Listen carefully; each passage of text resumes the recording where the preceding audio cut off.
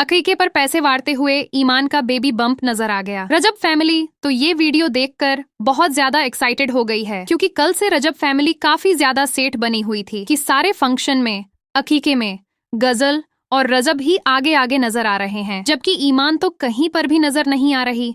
ईमान video में काफी दूर दूर बैठी हुई थी और रजब ने तो उसका व्लॉग में आना भी बंद कर दिया है, क्योंकि रजब ने बिल्कुल सही फैसला किया है। ईमान माशाअल्लाह एक्सपेक्ट कर रही है, यही वजह है कि उसे हाथ दूर पर कहा गया था कि तुमने ज्यादा आगे आगे नहीं आना। लेकिन रजब की माँ जी जैसी सास भी बहुत ही नसीब वालों को मिलती है। ईमान साइड पर बैठी काफी ज्यादा नाराज और दुखी नजर आ रही थी कि माँ जी फौरन से ईमान का हाथ पकड़ कर ले आईं और कहा कि इसे भी पैसे वारने दो। अगर आपको हमारी ये वीडियो पसंद आई हो तो बराए मेहरबानी लाइक जरूर करें।